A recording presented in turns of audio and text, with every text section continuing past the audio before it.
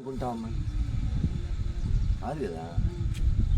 మనం ఏమన్నా త్యాగరాజ స్వామి చెప్పిన ఎందరో మహానుభావుల్లో ఉండే లక్షణాలు మనకుంటే అనుకోవాలి. కాబట్టి ఇవన్నీ కూడా మనకి నవవిధ భక్తి మార్గాలు. ఈ 9 భక్తి మార్గాల్లోనూ మనం వెళ్ళాలి. శ్రవణం మొట్టమొదటిది ఏమిటి? శ్రవణం వినయే తీరాలి.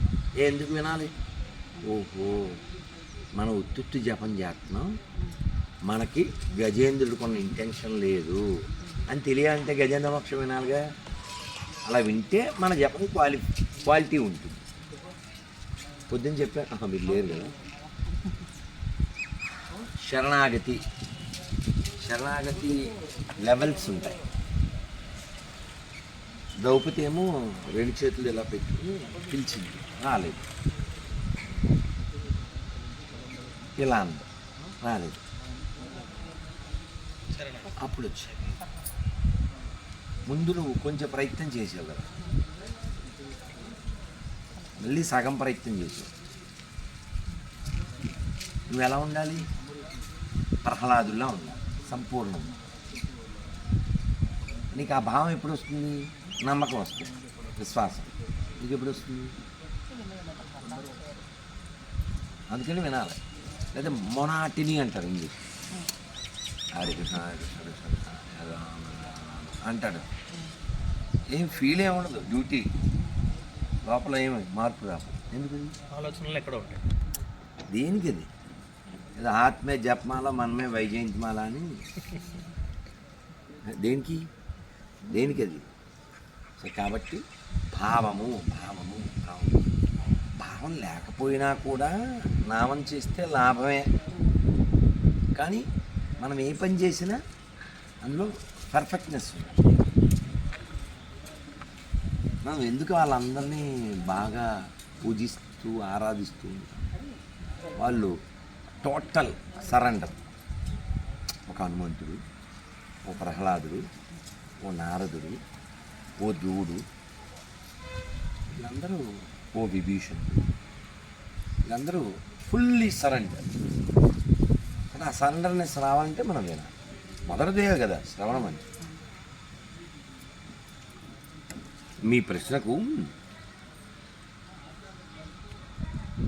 పరీక్షిత్ అడిగాడు. ఏమని అడిగాడు?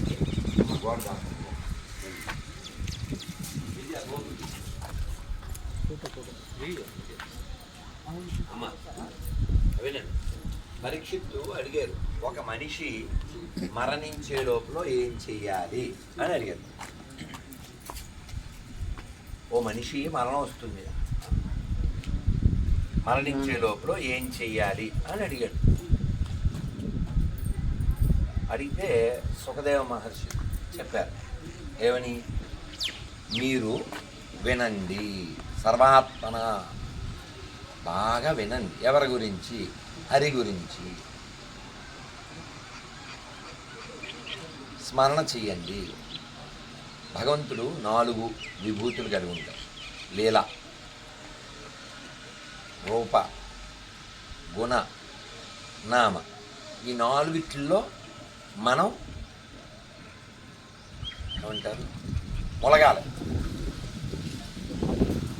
అంటే మీరు జపం చేశారు, ఆస్వాదించాలి. మీరు స్మరణ చేశారు, ఆస్వాదించాలి. లీలలు చెప్పారు, విన్నారు, ఆస్వాదించాలి. చూశారు, ఆనందించాలి. అలాంటి స్థితి గురువుకు ఉంటుంది. అటువంటి గురువుకి నా ప్రణామాలు అని మనం రోజు పొద్దున్నే మంగళారతిలో చెప్తాం. శ్రీరాధికా మాధవయోరపారా మాధుర్యలీలా గుణరూపానాం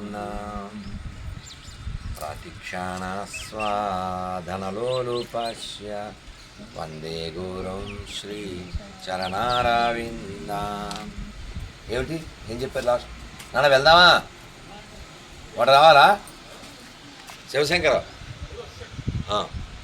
ప్రతి క్షణము ఆస్వాదించాలంట. ఎలా? గుణ, నామ, రూప, లీల. రూపం గుర్తెచ్చుకోవాలి. రాధా మాధవ, మాయాపూరు, రాధా శ్యామ్ సుందర, బృందావనం. రాధా మదన్ మోహన హైదరాబాద్ అబిట్స్. రాధా గోవింద అఫ్కోర్స్ జైపూర్లో ఉన్నారు, కానీ మాకేమో తిరుపతి. అలా నువ్వు అలా స్మరణ చెయ్యి, అలా రూపాన్ని తెచ్చుకో. బాంకి బిహారీ, కుంజ బిహారీ, రాధారమణ, రాధా వల్లభ, రాధా గోకుల్నంద. నా ఓపిక కదా. సో లీలలో ఇంకా అంతులేవు, గుణాలు అంతులేవు, నామం ఎంతైనా చేయొచ్చు.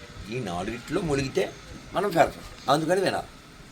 ఓ గజేంద్రుడు ముందు పిలవలేదు, తర్వాత పిలిచాడు అంటే భగవంతుడికి తెలీదా ఈయన పిలిచేదాకా?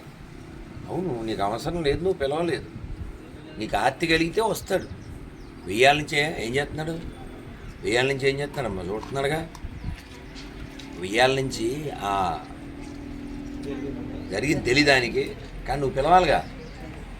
కాబట్టి ఆర్తి ఆర్తి ఆర్తికి పిలిస్తే భగవంతుడు వస్తాడు. ఆర్తి కలగడం కోసం నామం. ఆర్తి ఎలా ఉంటే నిజంగా మనకు కలిగినట్టు తెలియడానికి వినాలి. భక్తుల యొక్క చరిత్రను వినాలి. నామవాసము, శ్రవణము, సాధు సంగము, నామజపము, నియమాగ్రహం ఇవన్నీ చూడాలి. బాగా వినండి. ఎంత వింటారో అంత భగవంతుడి యొక్క భాగవతుడి యొక్క లీలను వింటూనే ఉంది. అవే మాకు ఇప్పుడు కూడా నేను వింటూనే వచ్చా చివరి వరకు. ఓ లెక్చర్ వింటూనే ఉంది. అందరు చెప్పండి. హరే కృష్ణ హరే కృష్ణ కృష్ణ కృష్ణ హరే హరే, హరే రామ హరే రామ, రామ రామ హరే హరే. జై శ్రీ గోదారంగనాథ స్వామి భగవానికి. ఎక్కడ ఏంటన్నా అమ్మ